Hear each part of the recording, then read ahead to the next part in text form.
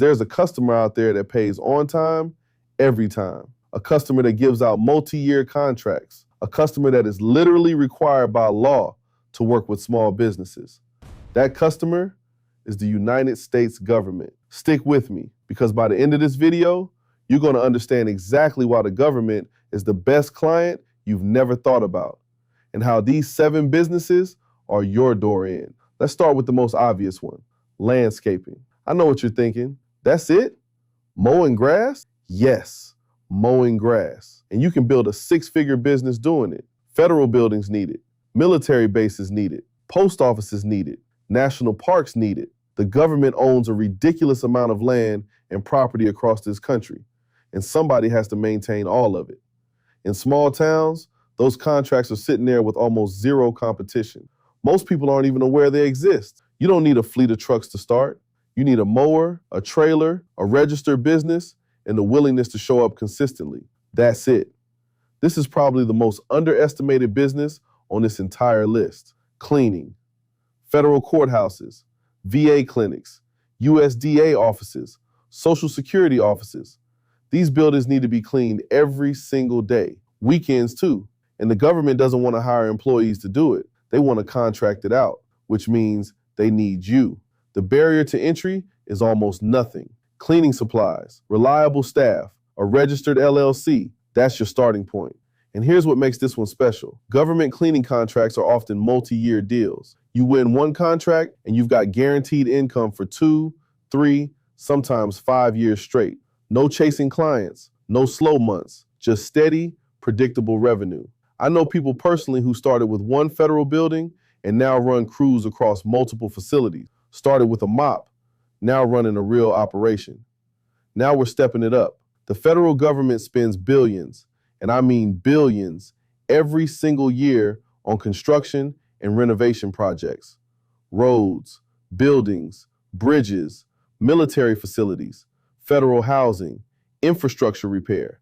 And they need local contractors to do the work. If you're already in construction, if you swing a hammer, manage crews, run a renovation company, you are sitting on a gold mine and you don't even know it. The Army Corps of Engineers alone has projects in almost every state. NAVFAC, the Navy's Facilities Command, is constantly putting out contracts, and they actively seek small businesses. Yes, the paperwork is more involved, but the contracts, they can be worth hundreds of thousands to millions of dollars per project. This isn't a side hustle. This is a business transformation. This one surprises people every single time I bring it up. The government feeds a lot of people. Military bases feed thousands of soldiers every day. VA hospitals feed veterans. Federal prisons feed inmates. And federal school lunch programs, that's millions of kids across the country. All of that food has to come from somewhere. And a huge chunk of it is contracted out to small, local food suppliers and catering companies. If you're in a rural area near a military base, you have a natural advantage. Local sourcing, faster delivery, lower costs. The government actually prefers it. You don't need a restaurant.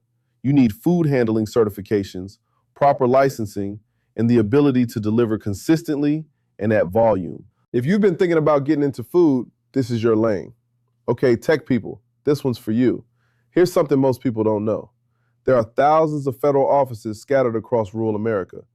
USDA service centers, Social Security offices, IRS offices, federal courthouses in small towns, and a lot of them are running on outdated technology with zero local IT support. The federal government is actively trying to modernize, and they need IT companies, small ones, local ones, to help them do it.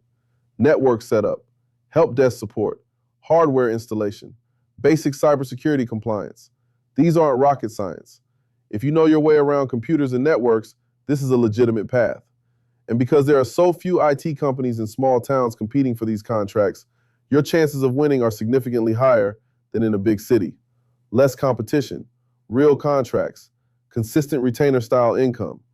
Trucking, one of the oldest, most proven businesses in America, and it's one of the most direct paths into government contracting for small-town entrepreneurs. FEMA needs trucks to move disaster relief supplies. The Department of Defense needs logistics support. USPS needs last-mile delivery partners. The military constantly moves equipment. If you have a CDL or you're willing to get one, or if you already run a small fleet, you can be hauling government freight. Owner-operators are specifically sought out for regional routes. You don't need to be a massive carrier. Small and local is an advantage here. And in times of national emergency, disasters, crises, supply chain disruptions, FEMA contracts move fast, and they pay. And finally, the one that surprises people the most, environmental services, hazardous waste removal, environmental testing, erosion control, site remediation, land cleanup. The EPA, the Department of Defense, the Bureau of Land Management, they all need environmental compliance work done constantly. And a lot of it happens in rural areas where federal land is most heavily concentrated. This is also one of the highest paying categories on this list. We're talking contracts worth hundreds of thousands to multiple millions of dollars per project. Yes, there are certifications required, but they're attainable. And once you have them, you're in an exclusive pool with very limited competition. If you're already in waste management, environmental consulting, or even general construction, this is your next level. Okay, so now you've seen the 7 businesses, and some of you are thinking, I could do that. I already do that. Good, hold that thought. Because here's the part nobody tells you when they say start a business. The hardest part of running a business isn't the work, it's finding clients.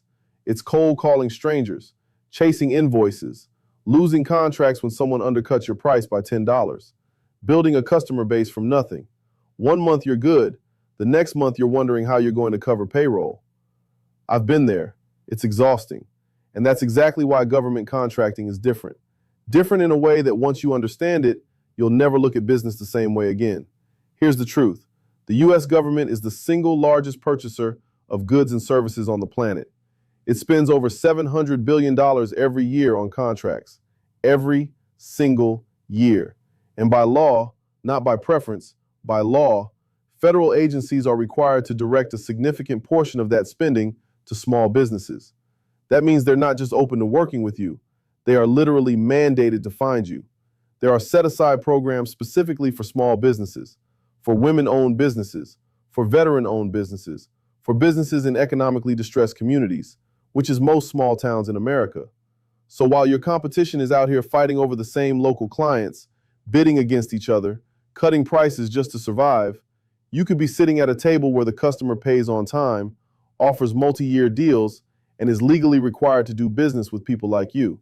Let that sink in for a second. Now, I'm not going to sit here and tell you it's easy. The paperwork is real. The process has a learning curve. You need to register on sam.gov, understand your NAICS codes, and learn how to write proposals. But I did it. Starting from a small town, starting from nothing. And the first time a government contract hit my account, I didn't have to chase it. I didn't have to beg for it. I didn't have to discount my prices and pray. It just came because I positioned my business correctly and submitted a solid proposal. That feeling is something I want every single person watching this video to experience. Here's where I want to leave you. You don't need to be in a big city. You don't need a fancy degree. You don't need investors or startup capital or a viral idea. You need a real business, a real service, and a real understanding of how to get in front of the right customer. The 7 businesses I just walked you through, they're not flashy, but they're proven. They've been working for decades, and the government needs all of them, constantly, repeatedly, all over the country, including in small towns just like yours. If you're sitting on a skill right now, if you mow lawns, clean buildings, drive trucks, fix computers, cook food, build things, or haul waste, you are one decision away from a completely different financial reality. The door is open. The question is whether you're going to walk through it. If you want to know exactly how to get started, how to register, how to find contracts, and how to win your first one, I've got a full breakdown coming.